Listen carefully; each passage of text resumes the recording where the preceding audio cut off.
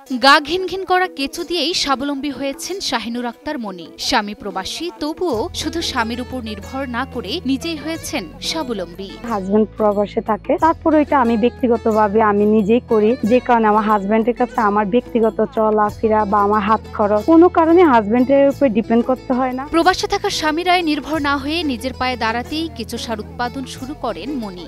মেয়ে এগুলা করা উচিত, যাতে নিজে চলার জন্য হলো হাজবেন্ডের কাছে না চাইতে হয়, ছোট না হইতে হয় এবং নিজে শক্ত থাকতে পারে। কুমিল্লা সদর উপজেলার কোটবাড়ি এলাকার প্রবাসীর স্ত্রী শাহিনুর আক্তার মনি। সিঙ্গাপুর প্রবাসী স্বামী আমিন সরকার দীর্ঘ 7 বছর প্রবাসী জীবনের আয় দিয়ে করেছেন মাথা গোঁজার ঠাই। অপরদিকে 3 সন্তানের জননী স্ত্রী শাহিনুর আক্তার মনি কেঁচো সার উৎপাদন করে ধরেছেন সংসারের হাল। চালনি দিয়ে এগুলা চালতে হবে, চালনিটা দিয়া। কেঁচো সার মূলত গরুর গোবর থেকে উৎপাদিত হয়। গরুর গোবর নষ্ট না করে পদ্ধতিগতভাবে কাজ করলে একদিকে বায়োগ্যাস, অপরদিকে কেঁচো সার উৎপাদন করা সম্ভব। নারীদের ক্ষেত্রে এটা অনেক বিশাল একটা ব্যাপার, কারণ সবাই কম বেশি বাসায় গরু পালে। আমার মনে হয় কি গরুটা হলো দুধ আয় হলো এবং কি পাশাপাশি গোবরটা যদি কাজে লাগাইতে পারে, এটার থেকে ভালো একটা অ্যামাউন্ট আসে মাস শেষে। মনির নিজস্ব গরু না থাকলেও বাড়ির আশেপাশের লোকজন গরুর গোবর দিয়ে যান তাকে। ফলে গোবর কেনার খরচ না থাকায় আয়ের পুরোটাই লাভ থাকে তার। যে আমার ওইভাবে গোবর কিনতে হয় না, আশেপাশে প্রতিবেশীরা আছে যারা গোবর ফালাই দেয়, আমি ওই গোবরটাই না কাজে লাগাই, যে কারণে আমার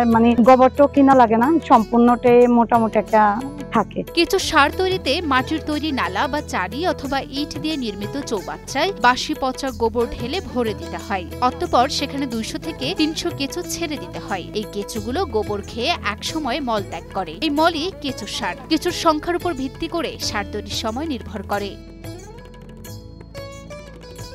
সার তৈরি হওয়ার পর চৌবাচ্চা থেকে সতর্কতার সঙ্গে কম্পোস্ট তুলে চালুনি দিয়ে ছেঁকে নিতে হয়। এরপর সার আলাদা করে কেঁচোগুলো পুনরায় কম্পোস্ট তৈরির কাজে ব্যবহার করা হয়। এই জায়গাটাকে হাউস করতে চাই এবং কি পাশাপাশি গরুর একটা ফার্ম দিলে গোবরটাও কাজে লাগলো এবং কি গরুর ফার্ম দিতে চাই। প্রবাসীর স্ত্রী মনি প্রথমে 10,000 টাকা দিয়ে শুরু করলেও এখন তিনি প্রতি মাসে আয় করছেন 15 থেকে 20,000 টাকা।